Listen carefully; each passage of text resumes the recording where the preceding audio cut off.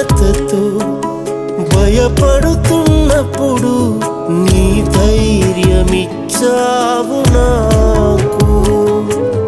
నా ప్రక్కనే నిలచి నా భుజమును తట్టి నన్నెంతో బలపరచినా